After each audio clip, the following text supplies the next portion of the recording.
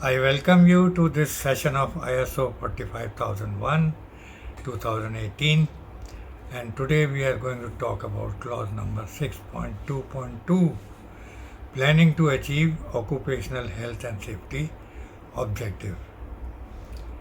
So as usual, first of all, I'll read out the requirement to you as given in the standard.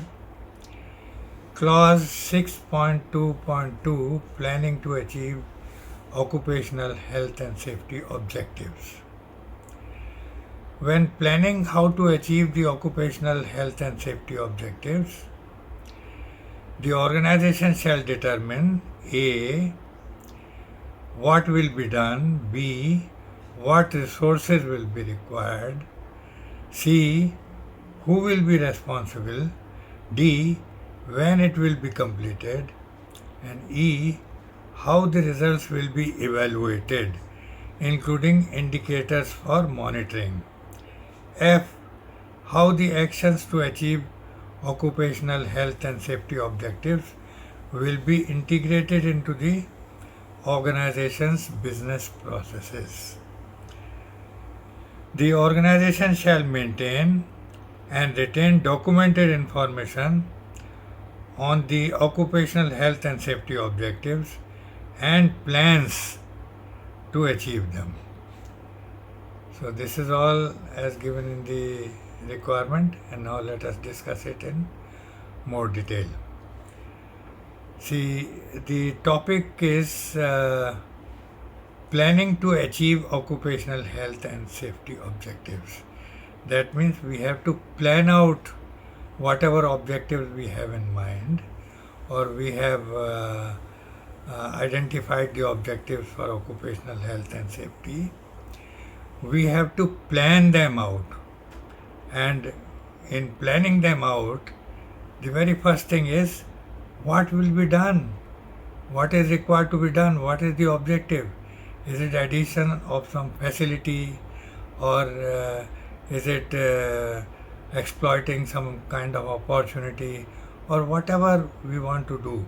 So what will be done, that is the very first thing. So we have to first of all chalk out our plan regarding what will be done for the objectives and what resources will be required. Naturally, if we are planning to do something, we will need some resources. So those resources have got to be identified, and we have got to make people responsible. So who will be responsible? Who will be responsible at the executive level? Who will be responsible at the supervisor level? Who will be responsible at the workers level? So all these responsibilities have got to be fixed. And when are we going to complete it? What is the completion time?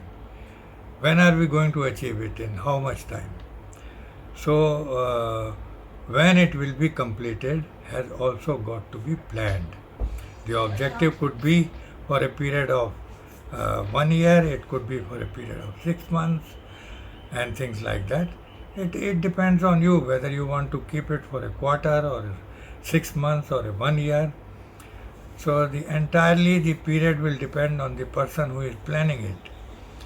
So accordingly we have got to plan it out. And how the results will be evaluated. Evaluating indicators for monitoring. How the results will be evaluated.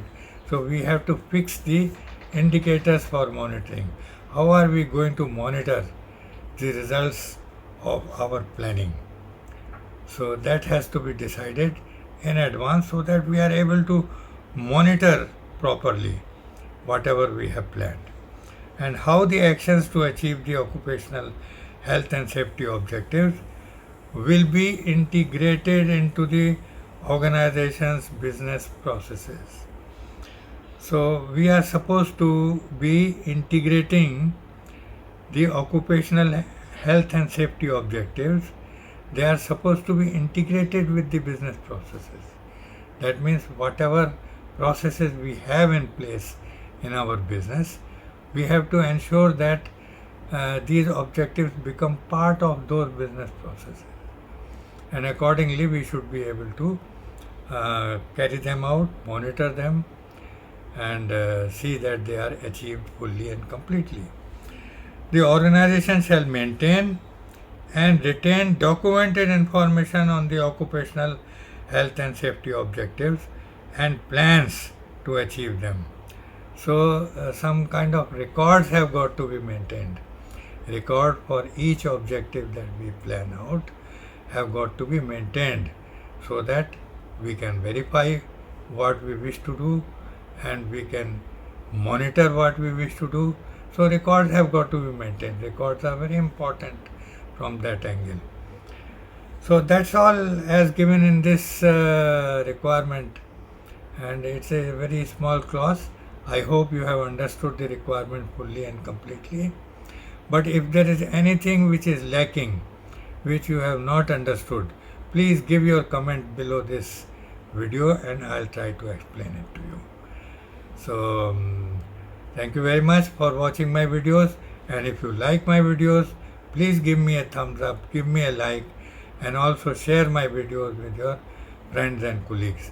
And also do not forget to subscribe to my channel and also press the bell icon so that as and when I load the video, the information will reach you in time and you will be able to see them without any delay. So thank you very much for watching. Bye bye and see you next Sunday.